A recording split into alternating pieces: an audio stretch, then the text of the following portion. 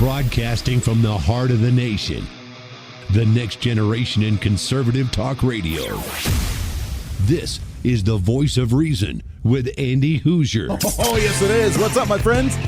Welcome into it. It is a Monday, greatest day of the entire week. We are here to set that tone, get you ready to rock and roll for a whole new week. And it is so great to have you along for the ride as usual. As per usual, I have a feeling that I am not going to be short on content to talk about for at least the next 4 years under a Trump administration, if we keep on with the insane speed that we're at in Washington and beyond. Welcome into the show. It is The Voice of Reason. My name's Andy Hoosier, broadcasting out of the heart of the nation in Wichita, Kansas, at our flagship radio station. We are all over the country, multiple stations and TV, live streaming, podcasting, however you watch or listen to the show. Do it live! Welcome aboard your Millennial General reporting for duty like we do every single day.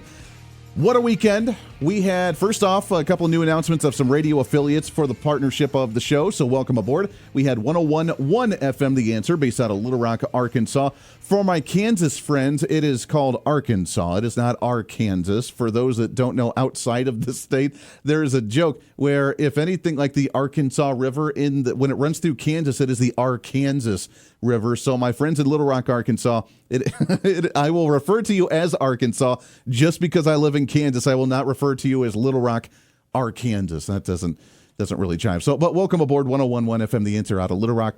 Also, our friends out at 92.7 FM, The Answer, in Detroit, Michigan as well. Radio market number 14. Welcome aboard. We love you guys to death as well. So great to have you on with us. All right, we got a big week for you, a big day for you. Sofia Hamilton. She is the Harm Reduction Fellow at Young Voices.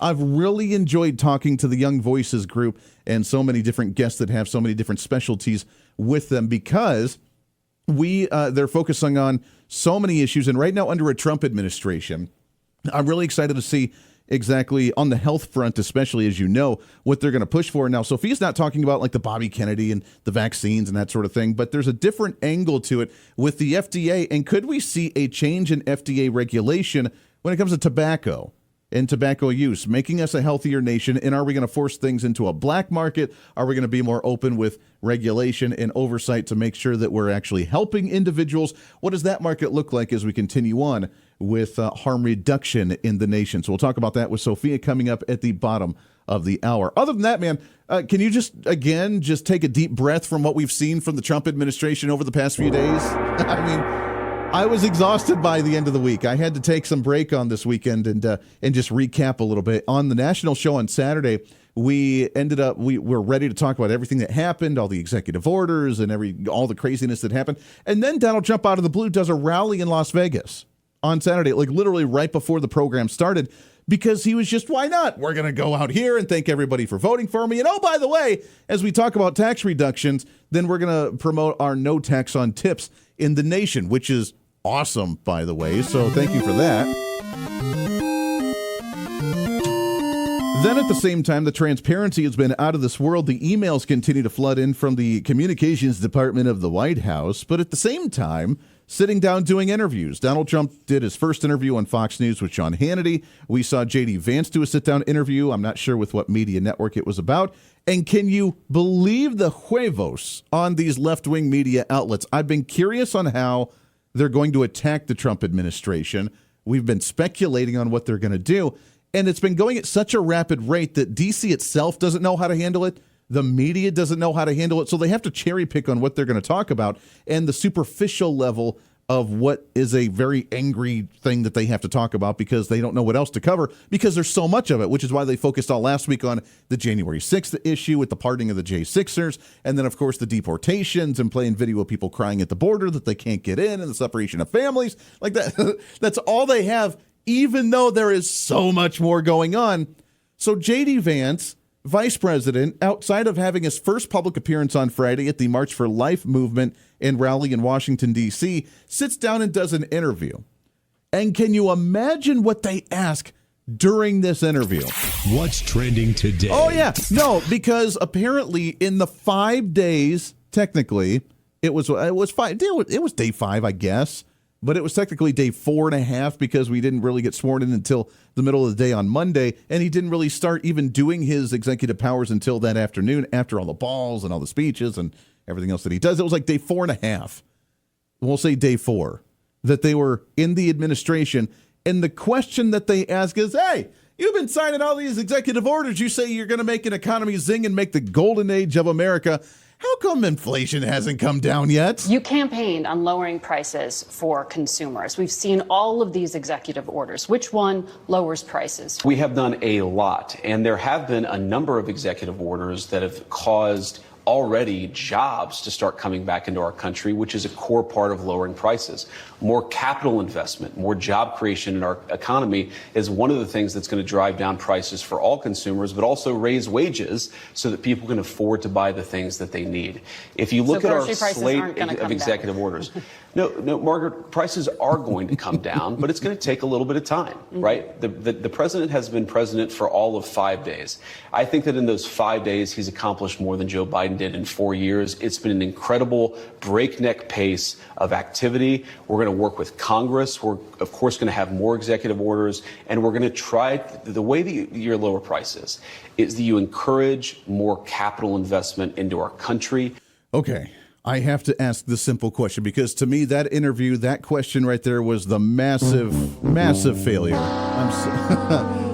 Imagine, if you will, a media that is hyped up and ignored, put on the blinders, these aren't the droids you're looking for, just completely ignored an entire 4 years of a Biden administration, where when we were asking, hey, the economy's bad, Joe Biden goes on a tour for the Investing in America tour, and he talks about how great the economy is and the 15 million jobs that they created post-COVID-19 and how the inflation came down. Well, no, you're still at like 28% inflation for the past 4 years. Well, yeah, but it came down from its 9% high quarter over quarter. I mean, that's what we were dealing with. It was still insanely high, and yet the media, not a word. 5 days, 4 days, we'll give them the credit, I guess 5 days. 5 days into an administration, they're like, hey, how come prices are still high? So you're admitting that inflation was high? Because now you're finally admitting it after years of just not even asking that question whatsoever. How come inflation's been up almost 30% for a 4-year cumulative number? Why was that question not asked during the White House press secretary Karine Jean-Pierre's time in front of the podium to ask that? Why is it that inflation was almost up at an average of 28 to 30% for the past 4 years collectively? Now it's 5 days into an administration, you're like, hey, you said you're going to lower these prices. How come they're not down yet? Huh? Like, how stupid do you have to be to ask that? That being said, J.D. Vance handled it obviously proper. I mean, yeah, we're 5 days into an administration. It is going to take some time to come down, but it will come down. What are we doing? We're opening up trade again. We're actually opening up manufacturing. People are getting back to work. Businesses are expanding. We're going to start getting prices of raw materials down. We're going to figure out, after all the ripples of, just shocking the system with the 300 plus executive orders from the Trump administration, we're going to let the ripple waves kind of start taking hold and the effects of that. Because remember, we live in a society where we have cause and effect, action, consequences, and those consequences are good or bad. In this case, they're going to be very good. So chill out, yo. We're going to be in good shape once we go through this, but just hang tight. For example, what's trending today? The lack of accountability that we've had for the past 4 years is insane. And not just the media not asking questions and putting those blinders on, doing what they can to hold up the Biden administration because they really wanted to make him look really good. We had 4 years of complete lack of growth or movement whatsoever.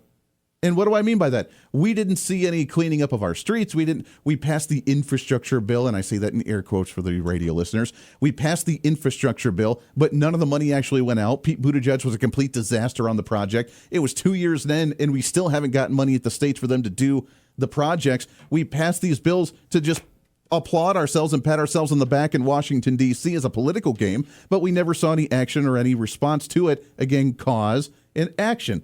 Action, reaction, cause and effect. That didn't play out under the Biden administration. And in fact, we deteriorated for 4 years because we didn't do anything. And now we're playing catch up. This announcement that we heard today, with the stock market crashing big time, at least in portion of it, especially in the tech industry, losing almost $1 trillion in the stock market because China has announced that their new AI is going to be the innovative leader known as DeepSeek. Now remember, Donald Trump announced his Stargate project last week on Tuesday, the day after becoming president of the United States, the day after swearing in and having his 200 executive orders. He holds a press conference. He announces this $500 billion project from these multiple companies, OpenAI and others, that are going to do this massive investment. We're going to be the leading edge of technology, which is like exciting, scary, nervous, all at the same time. And a lot of people have been talking about it. Well, that part of that's like doing AI to look at cancer research and then creating vaccines to fight certain cancers. After all the couple of years of conversation about vaccines, we're very kind of trigger shy on that one. But okay, we understand the need to advance technology. And I said last week after that announcement that whether we like it or not, we're on the cusp of another major, like, culture, humanity shifting technological upgrade. For those that have been living throughout the entire 1900s, from like the early 1900s with the creation of an automobile, the creation of the industrial revolution and factories, and then we go to the automobile, and then we go to like computers, and then we go to cell phones. We've already seen major gains in the past 120, 150 years of existence. Now we're seeing the same level of like, oh my gosh, what is this? We don't know how to accept it or integrate it into society with artificial intelligence. And under Donald Trump, under his quote unquote golden age, we're expecting a major technological upgrade at a point that we haven't seen. Now, people like Elon Musk have even said we need to slow down on this because we don't know what AI is going to do. We don't know if we're just literally uploading our Terminator and uploading all the information to where Skynet goes online and begins pushing back. We don't know how this is going to affect humanity. We need to slow down and put guardrails on this. But then we see this announcement after Donald Trump announces Stargate to be that leading edge. We now see this DeepSeek, where China has already been on the 8 ball. They were ready to announce it. They wanted to do it under the Trump administration, and they were waiting for that perfect time. Luckily, Donald Trump beat them to the punch with our announcement, but they already have theirs up and running. What does that mean? That means that we had 4 years of being behind the 8 ball because we didn't do anything because a Biden administration failed miserably. And because the media didn't hold them accountable, because the Democrat Party didn't hold him accountable, because the Democrat Party that ran Congress essentially didn't do anything to force him to actually be accountable. We did nothing for 4 years, and they got ahead, and now we're playing catch up. What does that mean for technology now? That means there will be no guardrails on this artificial intelligence. That means that it will now be a complete race with Donald Trump wanting to play catch up, not wanting to lose, and investing where he's already asked them to pony up another $500 billion to almost $1 trillion in the investment of AI to not only catch up and compete with DeepSeek out of China, but then also beat them as well, which means we are going to race as quickly as possible to the top, which again is exciting for the technology growth that we're going to have, but it's scary because we're not even going to look to see what direction we're going. We're not going to have any type of cautious guardrails in place to see what kind of consequences this has to society. We're just going to beat them, and that's a cause for concern. But we lost 4 years. We could have been at this situation now if Joe Biden had actually been on his game, if he had actually focused on America first, and if he actually gave a crap about investing in America to make sure that we were at the top of our game and ahead of our competitors around the globe. Nonetheless, the stock market's reacting today, major hits, and we have to play catch up and rebound from that after China's announcement earlier today. We got a lot more to get to. Stay right here. This is the Voice of Reason with Andy Hoosier.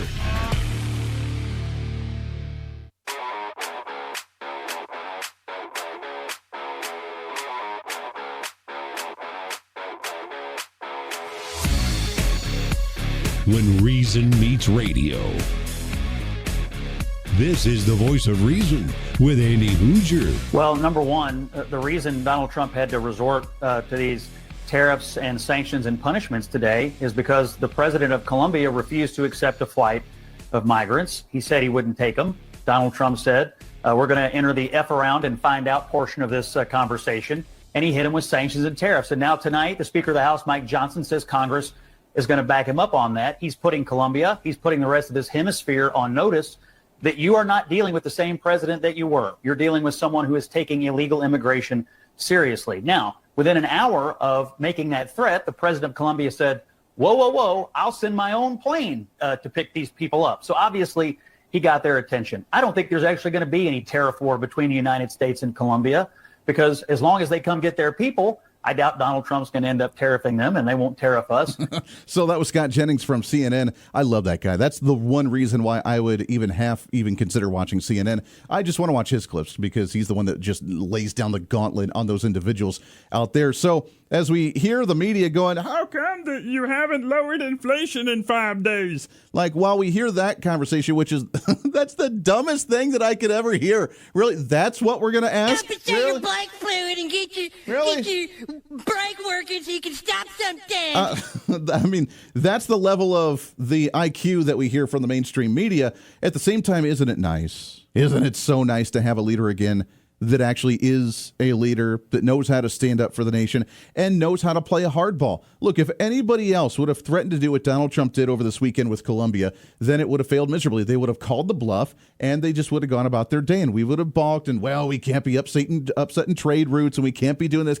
Donald Trump don't care. We're going to do what we need to do for us, and you have to get along with it. That's what he said at the World Economic Forum last week, is we're going to be the greatest innovators in the world. If you want to do business with us and invest in the nation, I'll give you breaks. If you're not going to, I'm going to add tariffs on you. Pure and end of statement. That is how you lead. And then when they come to the table and say, hey, we want to, what can we work out? Donald Trump's a negotiator.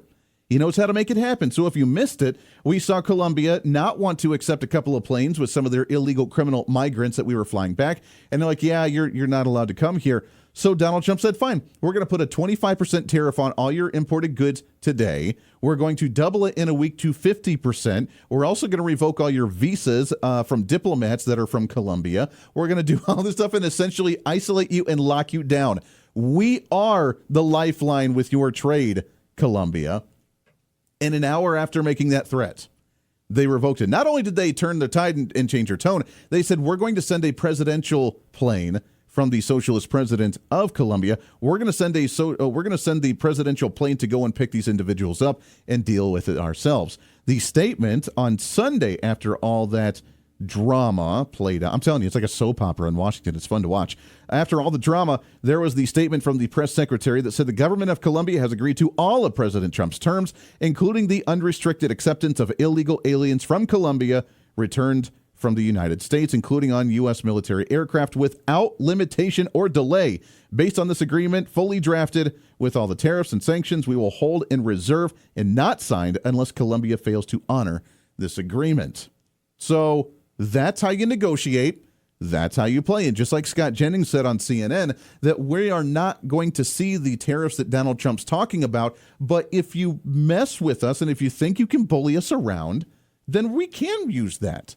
And they'll change their tone very quickly, because while it may temporarily hurt us, it's going to drastically decimate these other nations that are dependent on trade with the United States because of how much we buy and how much we sell to them, and with this ongoing deal. So you can ask J.D. Vance, you can ask Donald Trump about why inflation's not down yet and why in 5 days he hasn't solved this issue. But guess what? Where were those questions under Joe Biden? And what kind of leadership are we seeing with the difference between Joe Biden and Donald Trump? It's night and day. Like, I feel, wow, we actually have a guy that's not going to take any crap. And I'm totally okay with that. Makes us feel good, right? Sofia Hamilton coming up right around the corner. It's the Voice of Reason on a Monday. So much to get to, so little time to do it. Stay right here.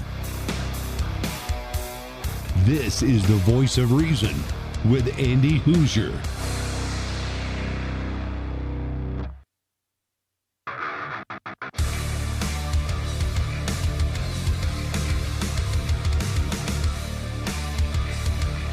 Truth, reason, and common sense. This is the Voice of Reason with Andy Hoosier. If you see what the president said last week in his executive orders, he's hitting the ground running. He's made it very clear. There's an emergency at the southern border. That the protection of the sovereign territory of the United States is the job of the Defense Department, and the cartels are foreign terrorist organizations. As a result, this Pentagon Snap 2 last week, we helped move forward troops, put in more barriers, and also to ensure mass deportation, support of mass deportations in support of the president's objective. That is something the Defense Department absolutely will continue to do. And today, there are more executive orders coming that we fully support on removing DEI inside the Pentagon, reinstating troops who were pushed out because of COVID mandates, Iron Dome for America. This is happening quickly. And as the Secretary of Defense, it's an honor to salute smartly, as I did as a junior officer and now as the Secretary of Defense, to ensure these orders are complied with rapidly and quickly. So the drama of Pete Hegseth officially becoming the Secretary for the Defense and Department of Defense, that tie-breaking vote J.D. Vance did on Friday night after Mitch McConnell, Mr. Squirrel Cheeks himself, ended up voting against him. Did not make a public statement after that vote either, and a little bit easier with Kristi Noem becoming the Department of Homeland Security Secretary on Saturday. So things are moving quickly. We have some more confirmation hearings and votes going on today. Besant, is he... I haven't seen if he's been officially voted in or not yet today, but he was supposed to have scheduled his vote going into today as well. Things moving quickly, not only for the Trump administration, but also for a lot of his confirmed cabinet members that are hitting the ground running as well, which leads us to our next conversation. What's trending today? What is on the docket when it comes to health? As you know, it's all eyes on Robert F. Kennedy Jr. with his confirmation hearing apparently now set for Wednesday this week for the head of NIH. We also have Marty Makary, I believe, is the head of the FDA with that process going through. And as we look at health, not just with what we've normally talked about with vaccines, with getting poisons out of our food, with, all the dyes and all this other garbage, but the other normal healthy conversations that we used to talk about back in the day with, tobacco and marijuana and alcohol, and where do all these fall in line, and how do we start making America healthy again, and what can we do, and what is expected under a new Trump administration and those that are in the cabinet as well. Really happy to have on the program. She is the Harm Reduction Fellow with Young Voices. Really happy to have on Sofia Hamilton. Sofia, Happy New Year. How are you, my friend? I'm doing great. Thank you so much for having me on today, Andy. There's just so much going on with health policy right now. It's a really exciting topic. I was going to say, it is exciting, isn't it? For the first time, health is now a focus again. And it's not, we're just going to let, these companies just run rampant. We're not abusing the power with the government to say what's okay. I mean, the last time, unfortunately, that we had a health conversation was when Michelle Obama made the French fries at McDonald's smaller. Like, that was the only improvement, quote unquote, that we've gotten. We're actually talking about doing some major health reforms now. Exactly. Yeah, we're going away from those top-down restrictions, the changing of the school lunches through Michelle Obama, to really empowering consumers and patients to making choices for themselves. And so it's a huge change going from the Biden-Harris administration that was really focused on these top-down approaches to the Trump administration that's really trying to get rid of these regulations that are making healthcare more expensive and less effective for Americans, and really focusing on having healthy products available and more affordable for patients.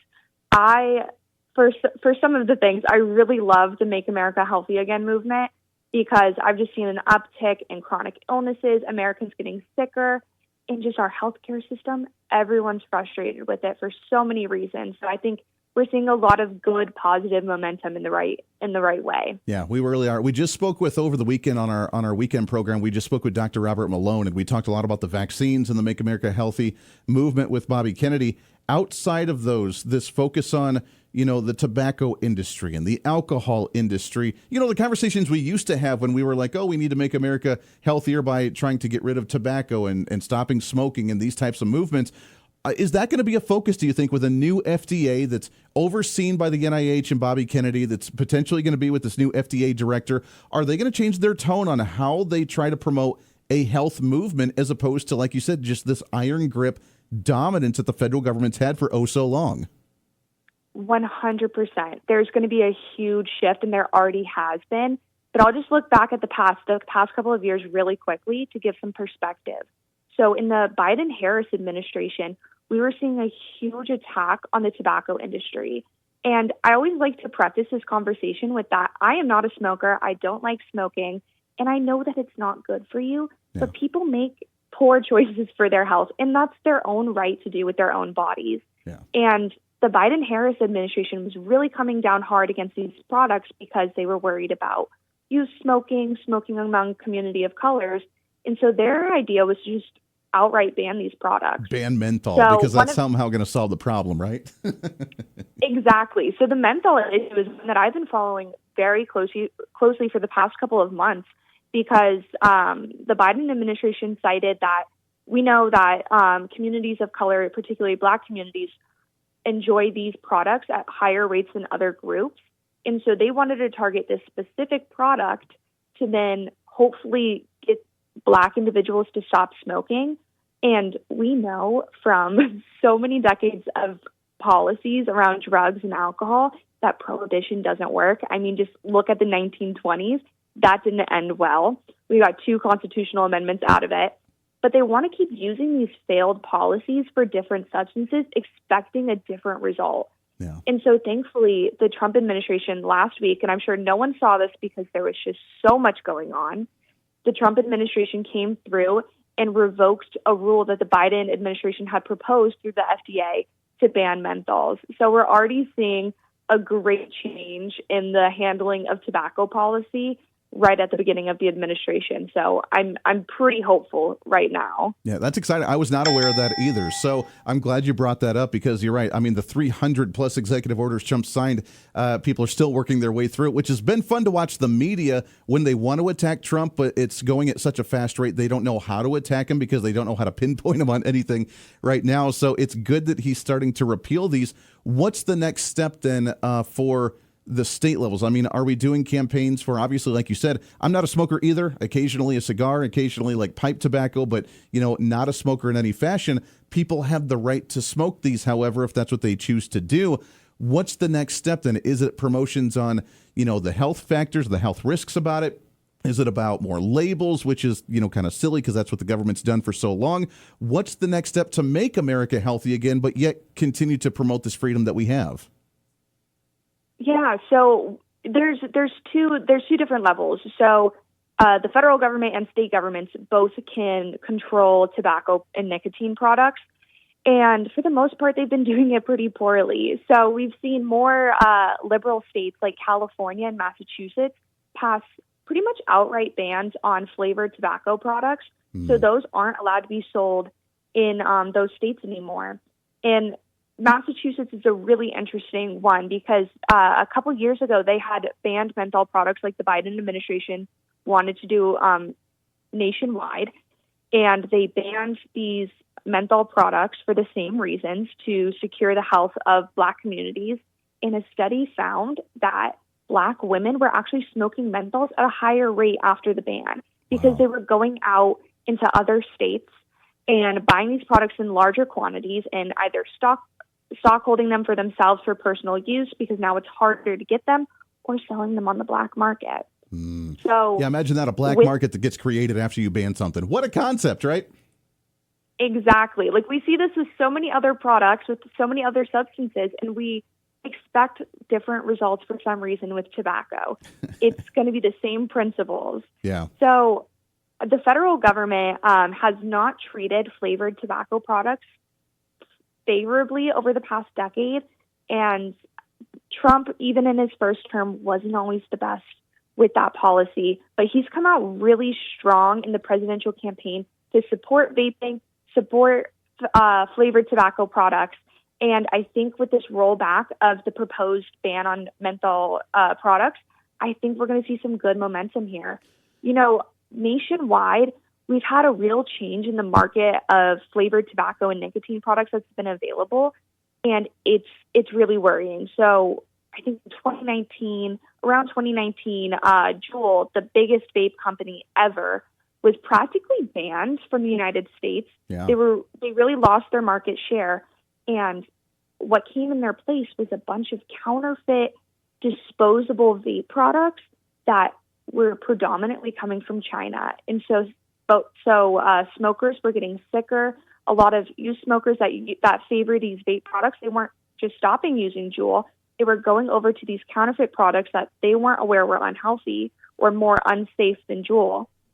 And they were getting sicker. They were getting like popcorn lung because they were sucking on vitamin E oil when they had no clue. So I think we're going to be really going towards a place where we're going to have these more harm reduction policies where people are going to have the safer for them products than just prohibition and pushing them into the black market. That's exciting. Yeah, you're absolutely right. I've seen countless individuals, and if you've ever been in the radio industry, there are a lot of smokers in the radio industry for whatever reason, but I've seen countless individuals that have gotten rid of cigarettes by converting to vaping and then have slowly decreased the amount of nicotine that was in their vaping because they control it based on the milligrams of tobacco that's in that vape. And it's been so instrumental in helping people actually quit smoking and work towards that, getting rid of all of it completely, which has been really nice. And why we feel like that's the evil next thing is really crazy. I know that you can have the conversation about kids and how early they can start smoking it, whatever, but it is crucial. And like you said, getting the knockoff brands out of China, probably not the best idea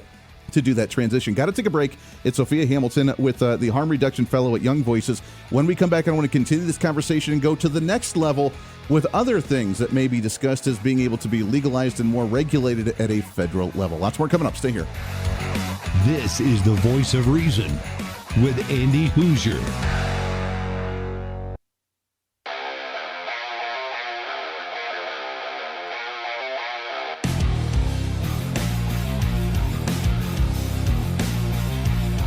America's safe space for common sense.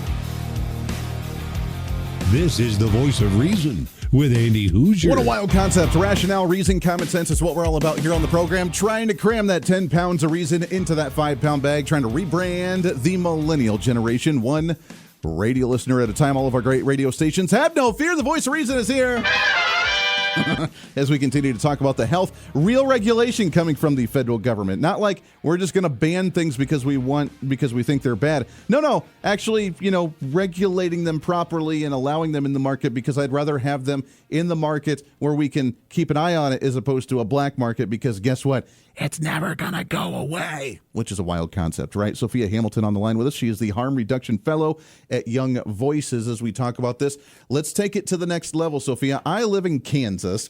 We are one of 3 states in the entire nation that has not touched marijuana to legalize it either as a recreational or a medicinal deal. We have lots of marijuana in our state because we've turned a blind eye to this issue. At the federal level, under this new administration and the health leaders, is this going to be changed, and will this be more openly accepted, do you think?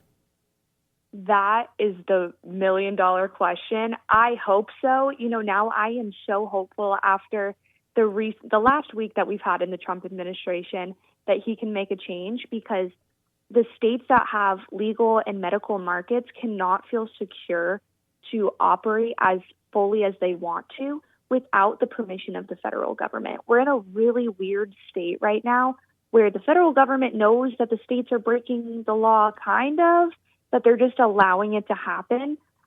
So I would love to see the Trump administration make some moves to legalize, fully legalize marijuana products for recreational use or by at least adults. Decriminalize it. At least because it's a vast change. I mean, in the first Trump administration, when Jeff Sessions was going to be Attorney General, he said he was going to start enforcing it and start cracking down on states that did legalize it. So, I mean, just already we're seeing a different change. But even if you don't legalize it, just by decriminalizing it to allow states to have more influence on this issue would be a great step in the right direction, wouldn't it? It would. I'm not the biggest fan of decriminalization because, so I live around Washington, D.C. They have a decriminalized market, and then that allows a huge loophole for a black market to form. So in the past year, the city government really cracked down on these illegally operating marijuana storefronts, and they tested their products, and they found that they had amphetamines laced in some of them. Ooh, so that's what happens when you don't have a full legal and regulated market. I'm not the biggest proponent of regulation, but I think here consumers need to know what they're consuming. Otherwise, they're not going to be safe. And people are still going to be using these products no matter what the government says. And so I really hope that the Trump administration has learned from the mistakes of the past, and I'm getting more hopeful. The Biden administration left it off with the DEA reclassifying, rescheduling cannabis products, and we'll see if that goes through. That's not the best solution, but I think we're making progress, and we've had some great experiments done at the state level, in Colorado, Arizona, Nevada, and that's just shown how much tax money it can bring in that can then benefit their states. And then how individuals aren't getting addicted to these products and that they're making safer choices because they know what they're consuming. Yeah. Well, and like you said, we've had the experiment. We know what works and what doesn't work. Colorado started it. It failed big time at first because of how they just it was just wide open until they kind of figured out a good system to work. And every state's kind of done it a little bit differently as well. We got just about a minute left here, Sophia, but one more step further. RFK Jr. has talked about, and a lot of people are beginning to talk about in a more mainstream fashion, is psychedelics, mushrooms, for example, and using it for PTSD, using it to heal mental health issues, especially for veterans and those that have been overseas. That seems to be a major conversation as well. Is that something that we should take a serious look at and allow, even for, even if it's done through a medical professional and walk through in that stage, should we take a serious look at that moving forward too? 100%. I am a big supporter of psychedelic therapies. I also do think, just fundamentally, same principles, that these products should be available commercially in the same system that marijuana is in legal states. But I do think, at the very minimum, these therapies need to be opened up. We've seen so much success, especially for our veteran communities, with these therapies that are driven by doctors. I'd really like to see more access to it because it's so incredibly important that individuals get the mental health care that they need and have access to treatments that work for them. I'm right there with you. I think we're on the opportunity. We have an opportunity to really take some giant leaps on this front and really start healing individuals and getting us back on track without just government trying to ban it and thinking it's going to be better. Sophia, we appreciate the time very much, my friend. Keep up this fight. Let's get you back on the show again real soon. Thanks, Andy. Hey, pleasure very much. We'll get you back on. Until then, back at it again tomorrow. Good golly, time flies right on by. So much more to cover. We'll do it tomorrow. Until then, be your own voice of reason. This is the Voice of Reason. I'm Andy Hoosier. We'll see you on the radio. Bye.